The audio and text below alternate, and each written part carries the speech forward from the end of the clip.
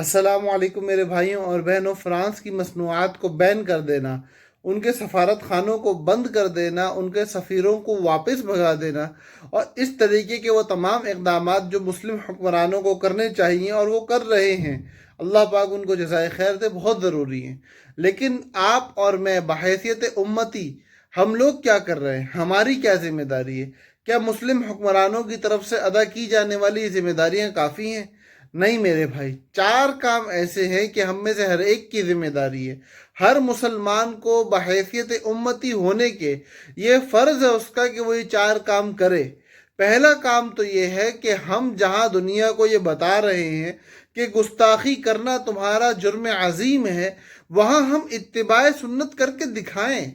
کہ ہمارے نزدیک محمد عربی صلی اللہ علیہ وسلم در حقیقت معیار حق ہیں، اور ہم اپنی ذات سے یہ بتائیں گے۔ لیکن اگر ہم فرانس کے خلاف کہیں اور پھر نائی کے پاس جا کے بولیں کہ میری فرینچ کٹ بنا دو، ہمیں صورت فرانس والوں کی پسند ہو، ہمارا انداز بیان، انداز گفتگو، ہمارا لباس، ہماری زبان یورپین ہو اور ہماری زندگی کا طرز عمل ہندوستانی ہو، ہم اپنی زندگی میں مسلم شعار کو کھو بیٹھیں اور سنت سے دور ہو جائیں، تو میرے بھائیوں پھر ہم کس منہ سے خود کو عاشق رسول کہیں؟ تو پہلا کام یہ کرنا ہے کہ سیرت مطہرہ کا نہ صرف ایک مطالعہ کرنا ہے بلکہ اپنی زندگی میں اس سیرت کو لے کے آنا ہے۔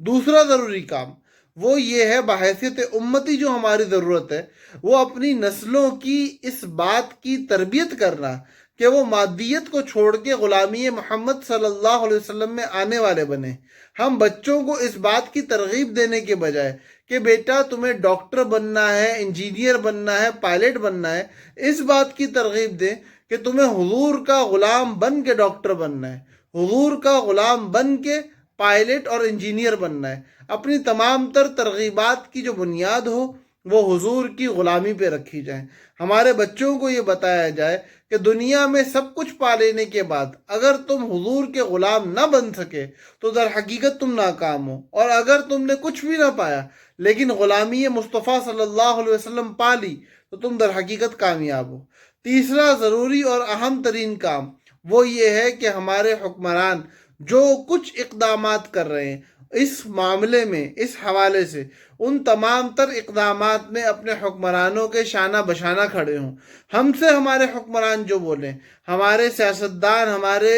اہل اقتدار ہمیں جو کچھ کرنے کو کہیں، اپنے سر دھڑ کی بازی لگا کے اس کام کو انجام دینے والے بنیں۔ اور چوتھا اہم ترین سب سے ضروری کام وہ یہ کہ دعائے شر کریں ان تمام لوگوں کے لیے جو حضور صلی اللہ علیہ وسلم کی گستاخی کرتے ہیں، گستاخی کرنے کا حکم دیتے ہیں، گستاخی کرنے میں معاونت کرتے ہیں، گستاخی کرنے کو جائز سمجھتے ہیں، اور اللہ سے مانگیں اس بات کو کہ اللہ پاک ان کو تباہ و برباد کر دے، ان کی نسلوں کو اس دنیا سے ختم کر دے، اور ان لوگوں نے جس طرح حضور کی ہنسی اڑانے کو جائز سمجھا، اللہ پاک انہیں دونوں جہانوں میں اس قابل کر دے کہ پھر ہر بندہ، ہر انسان، ہر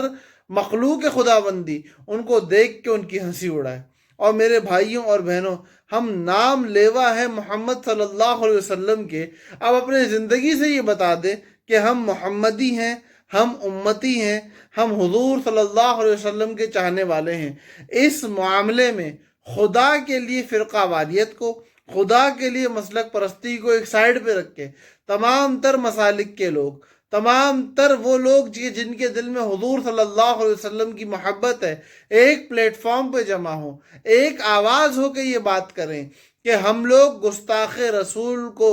چاہے وہ ملک کی صورت میں ہو، جماعت کی صورت میں ہو یا افراد کی صورت میں ہو، کسی صورت قبول کرنے والے نہیں ہیں۔ ہم عاشقان رسول ہیں، ہم حضور صلی اللہ علیہ وسلم کے امتی ہیں، اور ہم حضور صلی اللہ علیہ وسلم کے متبعین ہیں۔ ہم وہ جماعت ہیں جو حضور کی اطاعت کرنے والی، حضور کی اتباع کرنے والی ہیں۔ اللہ پاک ہمیں حضور صلی اللہ علیہ وسلم سے سچی محبت کی توفیق عطا فرمائے اور ہمیں حضور کا مطیع و فرما بردار بنائے۔ السلام علیکم ورحمۃ اللہ وبرکاتہ۔